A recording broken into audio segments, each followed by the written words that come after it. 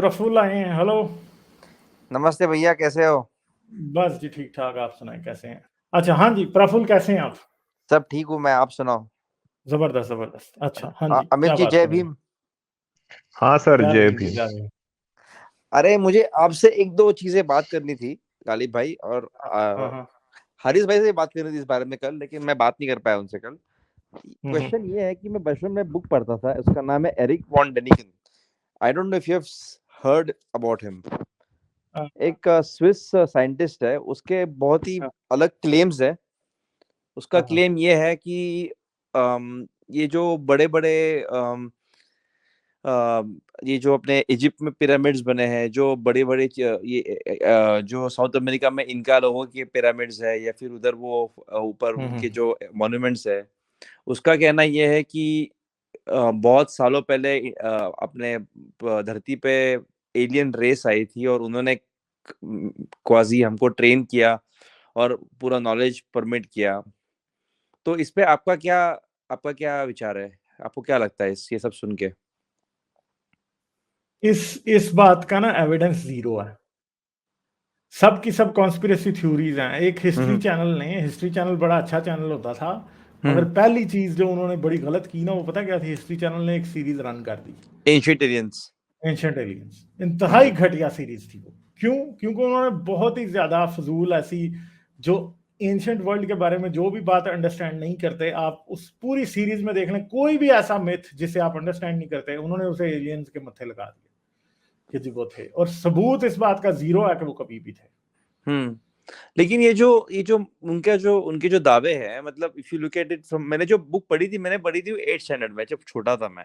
तो मैं बड़ा फैसिनेट हो गया था, और मुझे वैसे भी एलियंस से बड़ा फैसिनेशन है। I really hope there are some aliens out there, और हमसे एडवांस्ड है। I really hope that I hope they are not hostile towards अस।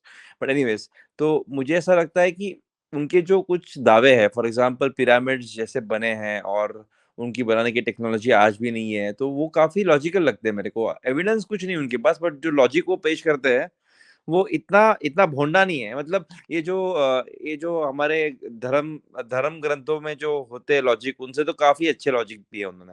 हाँ, वो तो है थे, उनसे तो बेहतर ही है, मगर प्रॉब्लम ये है कि ये हम क्यों माने कि पिरामिड्स जो हैं किसी स्पेस एलियंस ने बनाए हैं, और फिर भी वो पत्थर से ही बना रहे थे।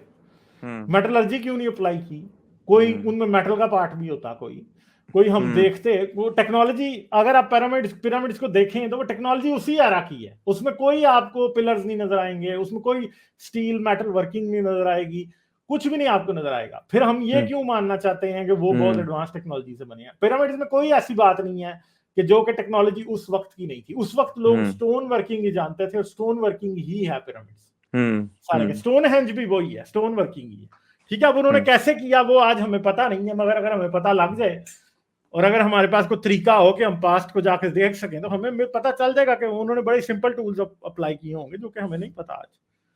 लेकिन और उनका ये भी कहना है, और which is also quite interesting, hmm, ये जो बहुत ही फरिश्ते, और ये जो हम जिनको बोलते हैं, वो हम्म। देवर नथिंग बट एलियंस विजिटिंग अर्थ।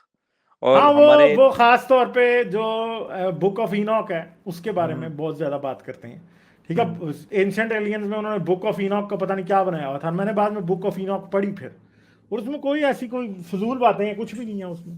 सारा झूठ झाट है, और क्या हम्म। है उसमें? कोई सच्चाई की तो बात ही नहीं है, तो हम क्या हम्म। उसको करें फिर अब? नहीं, मैं काफी इंट्रिग हो गया था, और काफी लॉजिकल लगे थे, बट हाँ, एक तो है, मतलब उसमें कोई ऐसे डेफिनेटिव सबूत नहीं थे टू हम्म। रियली से कि ये भाई 100% है। It is just speculation. हाँ, स्पेकुलेशन, मतलब उसको जैसे सीरियस किसी को भी नहीं लेना। हाँ, जहालत है उसको, अगर आप सीरियस लेंगे तो आप अपने आप को बेवकूफ बना रहे हैं। मुझे हम्म। बताएं, आज हर बिल्डिंग में एलिवेटर लगे हुए हैं, एक हम्म। एलिवेटर ही लगा देते ना पिरामिड्स के अंदर, तो हमें पता लग जाता। बिजली हम्म। तो उसमें है नहीं है, उसमें हम्म। कंबस्शन इंजन भी नहीं है, और आप कह रहे हैं कि जी वो जो है ना कोई एडवांस टेक्नोलॉजी, हमें समझ नहीं आती। वजनी पत्थर उठाने से ये बात साबित नहीं होती कि जी ये जो है ना, ये चीजें जो है ना वो हम्म। कोई एलियंस ने बनाई है। ना ओके। ना ना ना, ओके। वजनी पत्थर और उठाने से ये साबित नहीं होती। आपका, लेकिन ये जो इन जनरल आपका एलियन कॉन्स्पिरेसी थ्योरी पे आपका क्या क्या क्या राय है आपकी? बिकॉज उसमें भी काफी इंटरेस्टिंग चीजें हैं। मैं अभी नेटफ्लिक्स पे एक नया डॉक्यूमेंट्री आया है, हम्म, एलियंस भी आया है। तो उस पे काफी, ऑफ कोर्स, ये सब कॉन्स्पिरेसी थ्योरीज है, और I know you don't like them, I can feel that. But मुझे ऐसा लगता है कि ये जो उनका जो एक कॉन्स्पिरेसी का कहना है कि ये जो गवर्नमेंट्स है, global governments, they are trying to stop them, they are trying to not talk about them, and उनको पूरा वो हशश कर रहे हैं बिकॉज उनको ये लोगों को बताना नहीं, बिकॉज लोग नहीं है उस लेवल पे उसको डाइजेस्ट करने के लिए। तो आपका क्या, लोग क्यों नहीं आप क्या सोचते हैं? डाइजेस्ट कर सकते इस बात को? आई डोंट थिंक सो कि लोग नहीं डाइजेस्ट कर सकते इस हाँ, बात मुझे को। भी लगता है इसमें क्या है, मतलब लोग क्यों इसमें नहीं डाइजेस्ट कर? आई थिंक कि अगर आज आपने पूरी दुनिया को एक नुक्ते पे इकट्ठा करना हो, तो मेरे ख्याल में अगर अगर वाकई इंटेलिजेंट सिविलाइजेशंस डेवलप हो जाए और हमें ये पता लग जाए कि हमें उनसे खतरा है, तो आई थिंक कि चाइना और अमेरिका में कोई फर्क ही नहीं रहेगा, सारे के सारे एक ही बन जाएंगे, क्योंकि अब उनको पता है कि हमारा एक कॉमन एनिमी बाहर है जिसने जो हमें मार सकता है और हमें मोस्ट प्रॉब्ली एक्सटिंक्शन की तरफ लेके जा सकता है। तो मेरे ख्याल में तो साइंस जो है ना, वो इंसान का सबसे पहली जो है ना वो चीज आ जाएगी कि साइंस में हमने तरक्की करनी है। और ये बाकी सब सब रिलीजन अगर हम का छोड़ पूरा देंगे। भांडा फूट जाएगा फिर सब और इन आप सब। एक बड़ी अच्छी मूवी है एंडर्स गेम, अगर किसी ने देखी हो तो।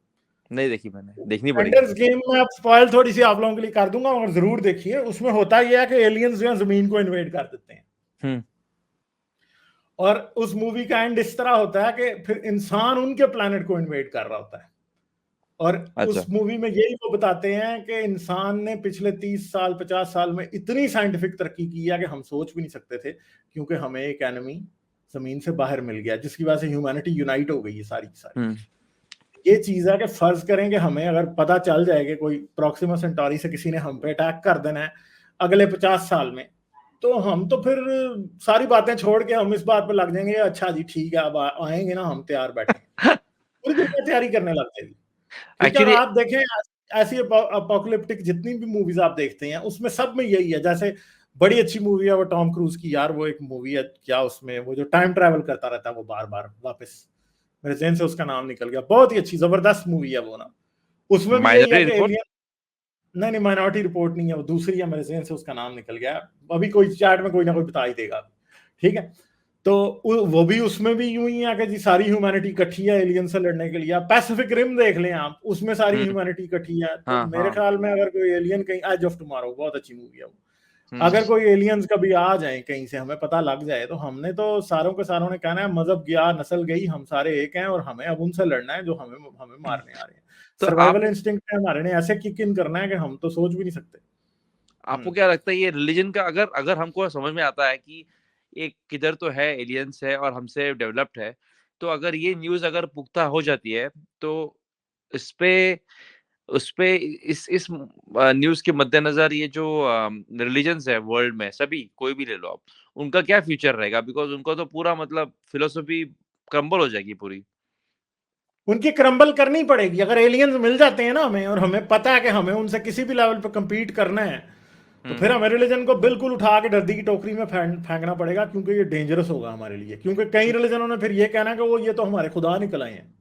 अब बताएं, सही ओके। है? नहीं, हाँ, कोई मुझे ऐसा लगता है कि अगर अगर ये जो आएंगे एलियंस का, अगर अगर पुख्ता सबूत मिलता है, तो इनकी जो बेसिक फिलॉसफी है कि हाँ, भगवान ने या अल्लाह ने या गॉड ने अर्थ को बनाया, ये सब पूरा फेल हो जाएगा, बिकॉज फिर फिर तो इट विल बी लाइक, मतलब they will crumble on their own logic. हाँ, आई अगर थिंक। फर्ज करेंगे कहीं से कोई वो निकल आए, तो इन्होंने फिर उन्हें कहने लग जाना ये याजूज माजूज है वो साहिल अदीम की तरह। ठीक है, अच्छा, और फिर ओके। उन्होंने ऐसी बोंगियां मारनी शुरू कर देनी है। मगर प्रॉब्लम ये है कि फिर कोई मसीह ने, कोई मोहम्मद ने आके उनसे नहीं बचाना, फिर हमें साइंस ही बचाएगी सिर्फ उनसे। क्योंकि वो सही तो है। एक ऐसा भी अटैक कर सकते हैं, फर्ज करें वो कोई एक वायरस और या कोई ऐसा लाइफ ऑर्गेनिज्म डिजाइन करके जमीन पे फेंक दें जो हम सारे इन्फेक्शन से मर जाएं, तो ऐसी की तैसी हो गई ना। और एलियंस का इन्वेड करना भी ना असल में बड़ी एक इम्पॉसिबल सी बात है। कैसे? जो वो मूवी थी ना वॉर ऑफ द वर्ल्ड्स, ये नॉवल लिखा गया था, H.G. वेल्स ने लिखा था, मेरे ख्याल है 1898 में या इस तरह करके, या 1895 में, मुझे अब याद नहीं है सही date. War of the Worlds का वो एंड कैसे करता है कि वो एलियंस आते हैं जमीन पे इन्वेड करते हैं, करे जाते हैं, लोगों को मार रहे हैं, लोग मर गए बहुत सारे, एंड पे वो एलियन खुद ही मरने शुरू हो जाते हैं। क्यों? क्योंकि जमीन के माइक्रो ऑर्गेनिजम्स उनको मारना शुरू हो गए होते हैं। ठीक है, तो एक बड़ी सिंपल सी बात है कि अभी हम जब मार्स पे प्रोब भेजते हैं ना, तो साइंसदान उन्हें स्टेरलाइज करके प्रॉपरली भेजते हैं। क्यों उन्हें स्टेरलाइज करके भेजते हैं? कि फर्ज करो कोई माइक्रो ऑर्गेनिजम्स की लाइफ उधर रहती भी हुई, तो हम अपने माइक्रो ऑर्गेनिजम्स भेज के उनको उधर इवॉल्व ना करा दें और उनको खत्म ना कर दें और हमारे उधर पहले ही बैठे हों। इवन के पिछले दिनों एक स्पेकुलेशन भी आई थी कि मोस्ट प्रॉब्ली वीनस से कुछ लाइफ का सिग्नेचर मिल रहा है, तो शायद जो हमने शुरू में प्रोब भेजे थे उनमें से ही कोई माइक्रो ऑर्गेनिज्म लेके वीनस पे पहुंच गया हुआ है और उसी का हमें थोड़ा बहुत सिग्नेचर मिल रहा है। ये भी इवन के ये भी बात हो सकती है। ठीक है, तो ये चीजें हैं कि लाइफ के लिए ऐसा नहीं हो सकता कि एलियंस हमें मिल गए और वो हमसे आके जफियां डाल रहे हैं और हम उनसे जफियां डाल रहे हैं, ऐसे हो ही नहीं सकता, क्योंकि उनके भी माइक्रो ऑर्गेनिजम्स होंगे और हमारे भी होंगे और असल जंग तो उनके माइक्रो ऑर्गेनिजम्स की और हमारे माइक्रो ऑर्गेनिजम्स की होनी है। और हमने तो वैसे ही बीच में कैजुअलिटी के तौर पे शुरू में ही मार जाना है, क्योंकि उनके ने हमें मार देना और हमारों ने उनको मार देना है। तो कोई भी किसी लाइफ बीरिंग प्लेनेट के ऊपर अटैक करना, ये जैसे जो एवाटार मूवी है ना, ये बिल्कुल ही एक फजूल मूवी है। ऐसे अगर साइंटिफिकली देखें ना तो बहुत ही इनकरेक्ट है, क्योंकि बड़ा इम्पॉसिबल है कि आप पेंडोरा पे जा रहे हैं और आप इस बात को काउंट में नहीं रख रहे कि आपके ऑर्गेनिज्म उनके साथ क्या करेंगे माइक्रो ऑर्गेनिज्म, और हमारे उनके माइक्रो ऑर्गेनिज्म हमारे साथ क्या करेंगे। क्योंकि एक अजीब ही तमाशा बन जाएगा, क्योंकि एक ऐसे माइक्रो ऑर्गेनिजम्स हैं, ऐसी लाइफ है जो एक दूसरे से किसी के साथ साथ इवॉल्व भी नहीं हुई। एक इन्वेसिव स्पीशीज है। अब जैसे वो एक फ्रॉग है जहरीला, मेरे ज़हन से नाम है केन टोड, जो कि ऑस्ट्रेलिया ले गए हुए हैं। ये केन टोड ने ऐसी की तैसी कर दी हुई है। क्यों? क्योंकि केन टोड एक ऐसा जानदार है, एक ऐसा मेंढक है जो कि जिसके ऊपर 2 ग्लैंड्स होती हैं जो कि पॉइजन एक्सक्रीट करती हैं, और वो है लैटिन अमेरिका का असल में वो। और वहां पे सारे के सारे जानदार इस बात के लिए इवॉल्व हैं कि वो उसे अवॉइड करते हैं, और नेचर में ही उसके लिए कुछ प्रेडेटर्स ऐसे हैं कि जो उसे कर सकते हैं अटैक। तो शुरू में 1400 तो मतलब इस पिछली सेंचुरी के शुरू में ऑस्ट्रेलियंस के कुछ के दिमाग में बहुत ही जबरदस्त आइडिया आया कि इनको उठा के हम उधर ले जाते हैं, तो ये टोड्स जो है हमें ये पेस्ट को कंट्रोल करने में जो क्रॉप्स में आ जाते हैं उसका फायदा देंगे। वो केन टोड्स को उठा के ले गए उधर, सांपों की एक्सटिंक्शन शुरू हो गई, और पता नहीं जितने छोटे छोटे जानदार थे जो कि मेंढकों का शिकार करते थे उन सब की एक्सटिंक्शन उधर शुरू हो गई। क्योंकि केन टोड जो था उसको वो मुंह में पकड़ते थे, जैसे ही वो अपना वो नर्व पॉइजन एक्सक्रीट करता था और वो जानदार जो है वो मर जाते थे सारे। तो अब आप ये समझें कि आप इसी तरह हमारे लीथल जो है ना वो माइक्रो ऑर्गेनिजम्स को उठा के किसी और प्लेनेट की लाइफ के साथ करा दें, वो उनकी फैंटी लगाते रहेंगे और उनके पास आगे से डिफेंस ही कोई नहीं। ये तमाशा है सारे का सारा। इवन के ये बहुत ही इम्पॉसिबल बात है। मैं नहीं समझता कि कोई भी किसी प्लेनेट को फिजिकली इन्वेड करता आपको, थैनोस नहीं आएगा कोई भी, क्योंकि थैनोस अगर आ भी जाए ना हमारे माइक्रो ऑर्गेनिज्म ने उसका वो हाल करना है कि वो बेचारा जिंदा ही नहीं, सांस भी नहीं ले पाएगा यहाँ पे। और लेकिन हमारे अभी अगर हम चले जाएं तो वो नहीं हो सकता। ये जो यूएफओ साइटिंग्स दिखती है उसके बारे में क्या कहना है आपका? वो तो काफी मेरे ख्याल में अमेरिका डारपा जो है ना वो कोई ऐसी टेक्नोलॉजी डेवलप कर चुका है जो वो दुनिया को बता नहीं रहे अभी। और बाद में जब पता चलेगी आज से 50 साल बाद तो हमें पता लगेगा और ये सारे यूएफओ वो थे। क्योंकि जितने भी यूएफओ आज तक नजर आए हैं वो इसी तरह के हैं कि पायलट्स को नजर आते हैं ऊपर, वो खुद ही मुझे लगता है टेस्ट करते रहते हैं अपने ही पायलट्स पे अपनी टेक्नोलॉजीज जो भी वो बता नहीं रहे। और मुझे बताएं कि अमेरिका को क्या मौत पड़ी है कि वो सारी दुनिया को ये बता दे कि हम आपसे इतने साल आगे हैं। वो तो यही चाहेंगे कि चाइना जो है ना उसको यही धोखा रहे कि ये अमेरिका बस हमारी रीच में ही है। वो क्यों बताएं? और मैं अमेरिका होता तो मैं बताता चाइना को कि यार हम आपसे बस 10-20 साल आगे हैं, आप थोड़ी मेहनत करें, आप हम तक पहुंच जाएंगे। I don't think so. तो वो बात लेकिन मुझे ऐसा लगता है तभी भी कि कुछ तो है आउटसाइड द यूनिवर्स में है। और अगर कुछ है तो हम बड़े बेवकूफ हैं, हमारी सारी गवर्नमेंट्स बड़ी बेवकूफ हैं कि अभी तक उन्होंने आपस में बात नहीं की कि भाई वाकई कोई आया हुआ है। आई थिंक के हमारे लोग तो रिलीजन के नाम पे लड़ मरने को बैठे हैं। नहीं, बात यह है कि अगर वाकई कोई आया है और हमें मॉनिटर कर रहा है और अमेरिका और चाइना अपनी जंग में लड़े हैं और जो सबसे बड़ा एनिमी है उसको वो नहीं देख रहे, तो ये बहुत बड़ी बेवकूफी की बात है। आई डोंट थिंक सो कि कोई है। I don't think so at all. क्योंकि अगर होता ना तो वाकई लोग जो है ना वो इसकी अभी लोगों को ये मुसीबत पड़ी होती कि ये क्या हो रहा है, और अमेरिका ऐसे एक्ट करता है कि जैसे कुछ है ही नहीं है। सही है, बात है। थैंक यू गालिब भाई। और एक सिर्फ छोटा सा पॉइंट करना था, मैंने आपके जो चैनल पे और हारिस भाई चैनल पे देख के मैंने वो ये जो मुल्ला मुनाफिक है उसके चैनल पे जाके देखा मैं 1-2 बार, मैं जस्ट सुन रहा था उसको।